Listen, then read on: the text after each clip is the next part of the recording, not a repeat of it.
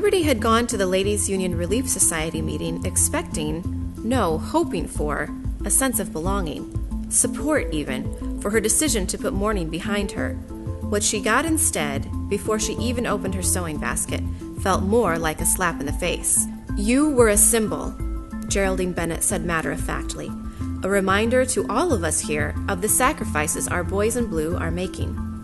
You were an inspiration to the town, a living remembrance of the ultimate price for freedom. You were the widowed bride, the Widow of Gettysburg." The words were shards of glass carving away her own delusion. How could I not have seen it? They accepted me only because my husband died in the war. If he hadn't, she would have still been on the outside looking in. I'd rather be known for who I am than for who I've lost. Liberty's voice sounded small. She did not want to anger Geraldine. "My dear, any one of us can stitch and sew, scrape lint, and rip bandages. You were special." Were. Tears pricked Liberty's eyes as the message washed over her, seeped into her pores.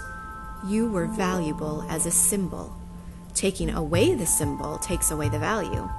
You are no longer special. "We were hoping that you would be in the parade again this year, representing the Ladies' Union Relief Society." "I can still do that. I'm still a widow, aren't I?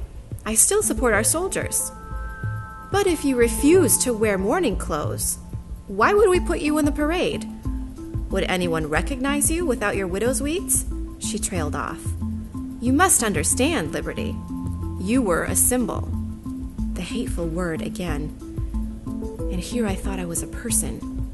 Knowing full well she was breaching proper etiquette once again, Libby swept out of the church without so much as a goodbye, leaving a group of tittering women in her wake. Whispers of selfish and impertinent chased after her into the street, but not one of the women tried to stop her. Climbing into her buggy, Liberty slapped the reins on Daisy's back, and the mare lurched into motion, never slowing until she stopped at Evergreen Cemetery. Kneeling in front of Levi's tombstone, her body rocked with a torrent of emotion. She had appeared braver this morning when a strange man came to her farm than she did when faced with a group of women. Because I care what they think of me. Maybe she shouldn't. Life surely would be easier if she didn't. But heaven help her, she did. "Oh, Levi," she said to the plot of earth in front of her.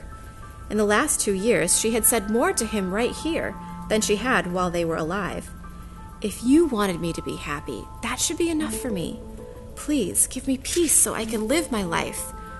A shadow darkened the tombstone, and Libby looked up. "Excuse me, Liberty. Were you praying?" It was Elizabeth Thorne, acting as the cemetery groundskeeper in her soldier husband's absence. "No. Why?" "I thought I heard you ask for peace." Her hands rested on the swell of her belly. Elizabeth would have her 4th child by fall. "I did. I thought as much. Lots of people talk to their loved ones in the ground. If they would talk to the good Lord nearly half as much, they'd be so much better off." She paused. "Do you pray, Liberty?" Such a personal question, but then she and Elizabeth had a close relationship, one of the very few that was genuine. It was impossible to stick to small talk and pleasantries when you only met in a graveyard. Elizabeth had comforted her after the deaths of both Aunt Helen and Levi. Her 3 boys had melted her heart and made her laugh. Elizabeth had earned the right, in the last few years, to ask the questions that dug deep. "I pray." She looked up, thankful the summer breeze had blown the clouds from the brilliant blue sky. "But I must admit, it's hard to pray to a God I can't see, who doesn't talk back to me." Elizabeth eased herself down on the ground next to Libby, paying no mind to the wet grass that would dampen her skirt. "But you talk to Levi? Does he talk back to you?" Words webbed in Libby's chest, and she looked away. Levi had been quiet, studious. Still, "If I can remember what he said to me when he was here," she tried, "I can imagine what he would say to me now." Elizabeth wrapped her arm around Liberty's shoulders, as she had done so many times before. "This is good.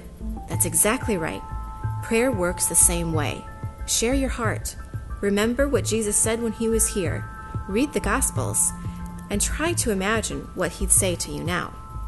Liberty sighed. I'll try. I am proud of you. Elizabeth pinched the sleeve of Libby's blue calico dress and gave a little tug. For moving on, it is the right thing to do. With a crooked smile, Liberty pushed herself up from the ground. Speaking of moving on, I best be on my way. She lent a hand to Elizabeth and helped her pregnant friend up. Without bothering to visit Aunt Helen's grave, they walked back to the brick-arched gatehouse where Elizabeth's family lived and looked down from Cemetery Hill. Everything looked so peaceful from up here. Split-rail fences stitched together, rolling fields of green grass and purple clover, with golden fields of ripening wheat, as if the landscape were a quilt spread over the earth, with seams of dirt roads and rushing creeks holding it in place. A little less than a mile to the east, Seminary Ridge bristled with oak and hickory trees. Farmhouses sprinkled the countryside. Just north of Cemetery Hill, white steeples gleamed in the sun while red brick houses clustered together. The village of Gettysburg was a hub, with spokes leading out in all directions, each one named for the town to which it led. Carlisle, Harrisburg, York, Hanover, Baltimore, Taneytown, Emmitsburg, Hagerstown, Chambersburg, Mummasburg. Elizabeth, look! Liberty pointed to Chambersburg Road. As far as the eye could see, it teemed with galloping cavalry. Dozens of them, hundreds, streamed into Gettysburg and collected in the Diamond like trout rushing down Willoughby Run. Do you recognize any of them? Libby squinted. No. Some of the townspeople appeared in their doorways, but no one rushed out with pie and coffee. Wait. Elizabeth disappeared inside the gatehouse for a moment before returning with her father and his field glasses. Muffled shouts carried on the breeze while Mr. Thorne took the first look. He cursed and handed the glasses to the women, Elizabeth first, then Liberty. Her hand trembled, blurring the view. The soldiers were not wearing blue. Some wore gray, but not the same shade. Iron gray, sheep gray, old wood gray, and butternut, the telltale color of the faded Confederacy uniform. But many wore simply rags. It was surreal watching them like this, from a distance, and yet able to see the sweat running down their weather-hardened faces, the greasy strands of hair falling loose about their shoulders, collarbones protruding against their skin. One man's spurs were strapped onto his bare feet. A shudder passed through her as she passed the glasses back to Elizabeth. She did not need them to hear the hint of a crazed rebel yell. Sunlight glinted off gun barrels raised in the sky. Shots that must have terrified the people below sounded like sporadically popping corn. Breath hitched in her chest as her gaze followed the current of men still streaming down Chambersburg Pike, through the town and into the Diamond, until it overflowed with rebels and spilled over, flooding the surrounding neighborhoods. More than 1,000, more than 2,000 swarmed. Not long after someone raised the Confederate flag in the town square, a regimental band set up very near to where a band had been playing with the 26th earlier that morning. They did not play Yankee Doodle.